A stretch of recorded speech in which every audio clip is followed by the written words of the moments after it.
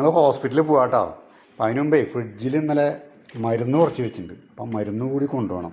ഫ്രിഡ്ജിൽ വെക്കാൻ പറഞ്ഞിട്ടുണ്ടായിരുന്നേ. അപ്പോൾ ഇത് 3 എണ്ണം ഇന്ന് ഫ്രിഡ്ജിലേക്ക് വെക്കാൻ പറഞ്ഞിട്ടുണ്ടായിരുന്നു. അത് എടുത്തിട്ടുണ്ട് എന്തായാലും. അപ്പോൾ ഞങ്ങൾ ഹോസ്പിറ്റലിലേക്ക് പോകാൻ പോകാട്ടോ. പോവല്ലേ ജൂലി? നമുക്ക് വാ. പോവാന്ന് പറഞ്ഞാൽ കറക്റ്റായിട്ട് അറിയാം. ഹോസ്പിറ്റലിൽ പോകാന്ന് പറഞ്ഞാൽ കറക്റ്റായിട്ട് അറിയാം. നേരെ ചെന്ന് കാറിൽ കയറിയിരിക്കുക ആശുപത്രി.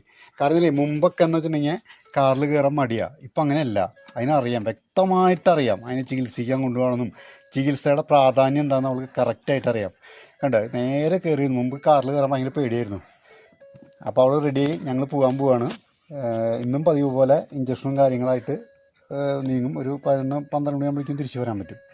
നാളെ നിർണായകമാണ്. കാരണം ഈ നടക്കുന്നതും സ്വല്പം ഉത്സാഹമൊക്കെയുണ്ട്. പക്ഷേ അതൊന്നും കാര്യമില്ല. വയറ് വീർത്തിട്ടുണ്ട്. അപ്പോൾ നാളെ ഒരു ഇഞ്ചക്ഷൻ ഉണ്ട്. ആ ഇഞ്ചക്ഷൻ അടിക്കണോ വേണ്ടതെന്ന് നാളത്തെ ടെസ്റ്റുകളെ കൊണ്ട് അറിയാൻ പറ്റുള്ളൂ.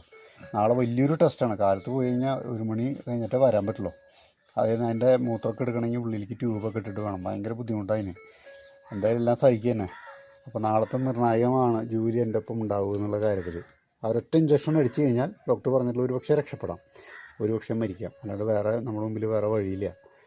എന്തായാലും എന്നെ കൊണ്ട് ചെയ്യാവുന്ന ഞാൻ പരമാവധി ചെയ്യാണ്. പോവാട്ടാ. ഹോസ്പിറ്റലിൽ പോയാൽ ഞങ്ങൾ യൂണിവേഴ്സിറ്റിയിലെത്തി. ഇവിടെ കുറേ ആൾക്കാർ വന്നിട്ടുണ്ട്. ഇന്ന് പൊതുവേ തിരക്ക് കുറവാട്ടാ. അവിടെ ഒരാൾ നിങ്ങളല്ലേ, ഇവിടെ ഒരാൾ സുന്ദരിക്കുട്ടി. ഇത് എന്താ അറിയേണ്ടത്? നിൽക്കുക വാലൊക്കെ ഇട്ടാട്ടിരിക്കുന്നുണ്ട്.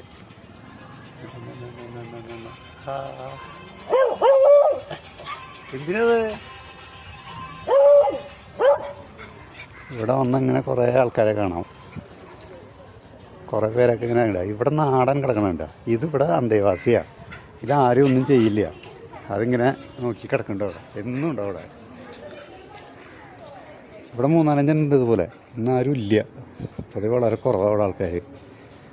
ഇന്ന് പ്രസവ വ്യാഴാഴ്ചയില്ല. കുറച്ച് കഴിഞ്ഞാൽ നല്ല തിരക്കാവട്ടെ അവിടെ. ജോലി ഞാൻ ഇവിടെ കെട്ടി. ഇനി ടോക്കൺ എടുക്കണം. നാളില്ലാത്ത കാരണം പെട്ടെന്ന് ടോക്കൺ കിട്ടും. വലിയ പ്രശ്നമൊന്നും ഉണ്ടാവില്ല. മരുന്ന് പിടിക്കട്ടെ. വീട്ടിലത്തെ സ്ഥിരം അന്തേവാസി കേട്ടോ. ഇവിടെ ഇങ്ങനെ ഓടി നടക്കും. ഒരാൾക്കൊരു ശല്യമില്ല, ഒന്നുമില്ല.